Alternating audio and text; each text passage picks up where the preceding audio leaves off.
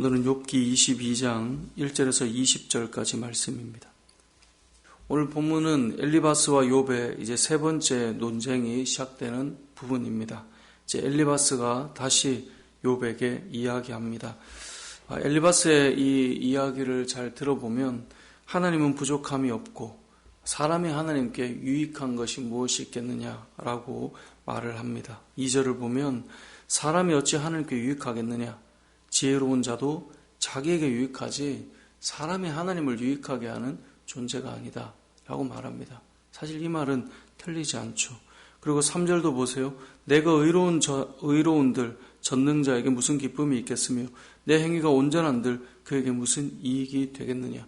우리가 온전하고 우리가 의롭고 그렇다고 해서 그것이 하나님께 뭔가 이익을 만들어낼 만큼 사람은 그런 존재가 못 된다라고 말하고 있습니다.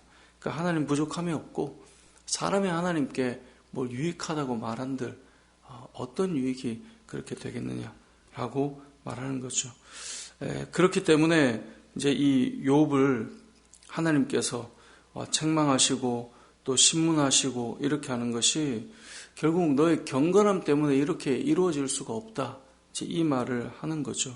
그래서 4절을 보니 하나님이 너를 책망하시고 너를 신문하심이 너의 경건함 때문이겠느냐 라고 지금 말을 연결해 가는 것입니다. 결국 무슨 말을 하는 거예요? 너가 죄를 지었기 때문에 하나님께서 너를 심판하시는 것이다. 인과응보 교리가 이제 다시 나오는 겁니다. 이게 계속해서 반복돼서 또 나오는 거죠. 이제는 그냥 인과응보의 교리를 말하는 게 아니라 욥에 대해서 좀 구체적으로 넌 이런 죄를 지었어 라고 엘리바스가 말하기 시작합니다. 그러니까 이게 인과응보 교리를 그 틀을 가지고 접근하다 보니까 죄 없이 이렇게 너가 될 수 있겠느냐? 사람이 하나님 앞에 무슨 큰 유익이 있겠느냐?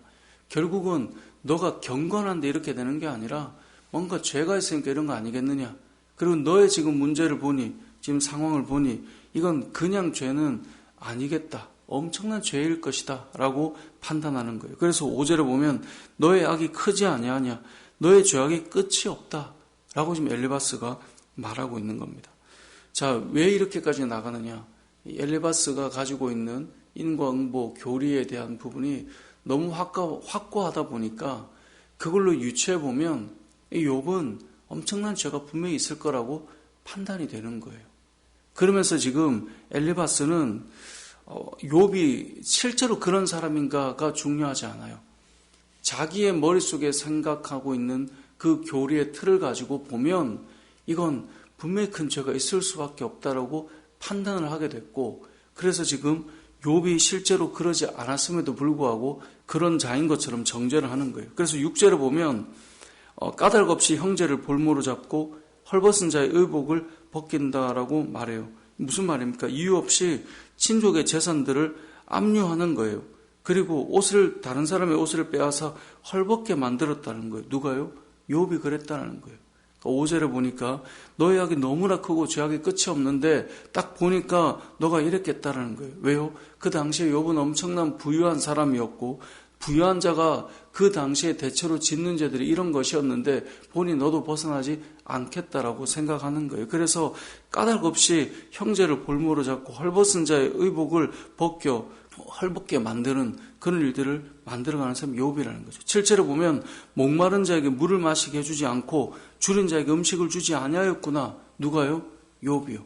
실제로 욥이 그랬나요? 아니죠. 하지만 엘리바스가 생각해보니 너는 아마 이랬던 것 같아 라고 지금 이야기를 하고 있는 거예요.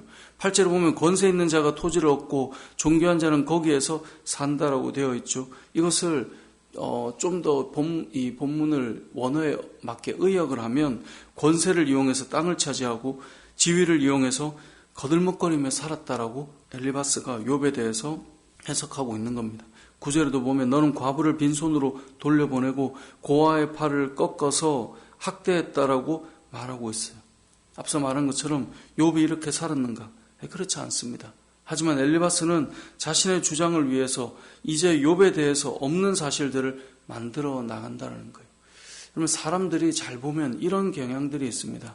사람들은 실제로 그 사실이 있었는가 없었는가 실제 그것을 다 확인하기 전에 내가 가진 생각의 틀, 엘리바스라고 하면 죄 없이 이만큼 하나님께서 벌할 수는 없다라고 하는 인과응보의 교리로 이제 해석해 나가는 것처럼 사람들은 없는 사실을 유추하면서 진짜인 것처럼 말해가는 경우가 있습니다.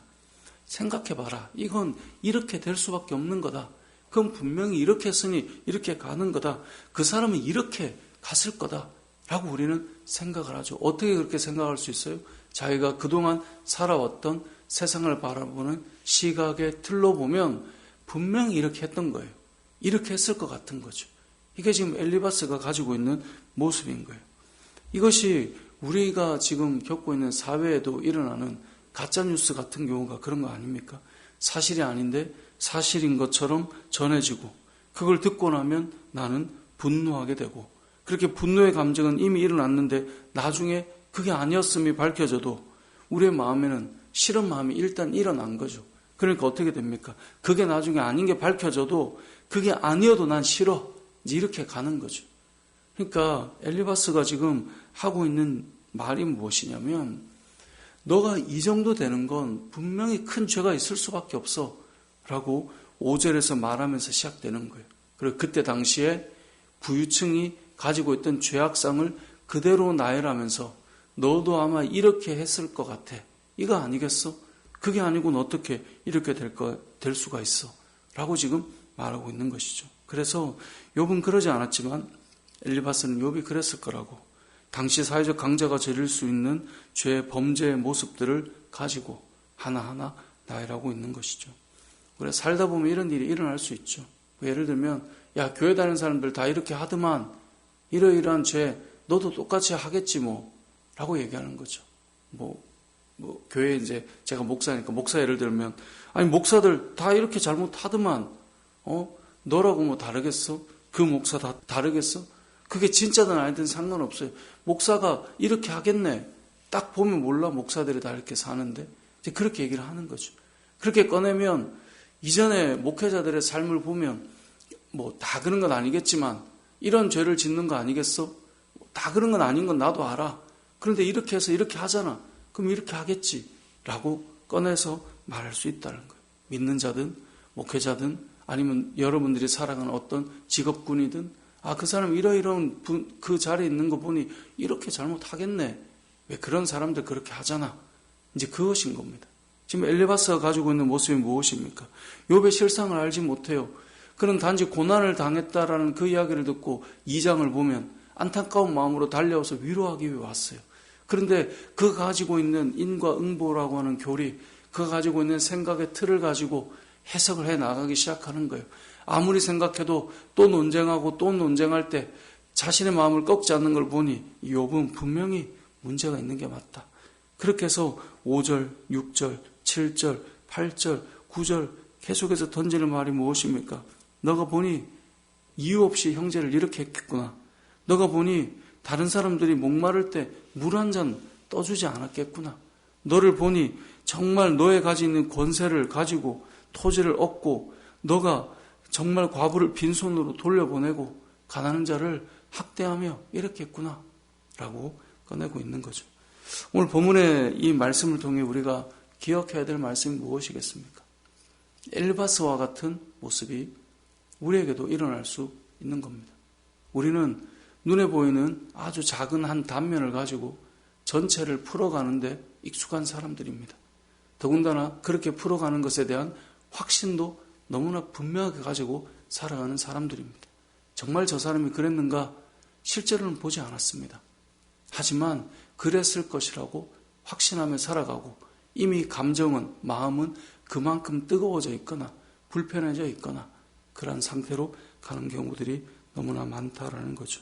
오늘 본문을 통해 우리가 기억해야 될 것은 엘리바스와 같은 그러한 오류를 우리도 범할 수 있다는 사실을 기억하고 우리가 한 부분을 가지고 전체를 해석하는 것에 대해서 우리는 조심할 수 있어야 하는 것이고 우리는 보여지지 않는 그 모습을 당시의 어떤 상황과 당시의 어떤 부류의 사람들이 그렇게 살아가니 너도 그럴 수 있겠지 뭐 라고 던지는 그런 말들에 대해서 우리는 조심할 수 있어야 된다는 거예요. 왜냐하면 의도하지 않았지만 우리가 던지는 그 말이 거짓말이 될 수 있고, 지금 엘리바스는 사실 진실을 말하고 있지 않아요. 자신의 생각으로 욥에 대한 거짓말들을 쏟아내고 있는 거예요. 사람이 살아가면서 의도하지 않지만 자신이 판단하여서 그려낸 그 이야기는 얼마든지 거짓이 될 수 있고, 그 거짓을 통해 한 사람을 너무나 가슴 아프게 하고 힘겹게 만들 수 있는데, 오늘 본문의 엘리바스와 욥이 바로 그 관계인 것이죠. 이 엘리바스의 모습, 이것은 우리가 반면교사로 삼을 필요가 있을 것입니다. 어떤 사건과 상황을 우리는 그렇게 자꾸 생각해서 보면 다 그렇게 보이는 거예요. 그렇게 펼쳐나가다 보면 그 교리가 사람을 틀로 찍어서 해석하게 만드는 거죠. 실상은 아니지만 우리가 그렇게 사람을 판단하기보다 그 사람의 아픔을 생각하고 위로하는 것이 우선이 되어야 하고, 또 한 가지 앞서 말한 것처럼 내 눈에 보이는 한두 가지로 전체를 그려내고 당시의 당대의 부유층은 이랬지라는 것으로 전체를 그려내듯이 어떤 사람을 그렇게 그려내어서 그런 사람으로 만들어가는 것, 그것이 오히려 거짓이고 의롭지 않은 모습이라는 사실을 기억하고 우리가 그런 삶이 되지 않도록 저와 여러분의 삶을 잘 살피며 또 오늘 하루를 살아가는 은혜가 있으시길 주님의 이름으로 축복합니다. 아멘.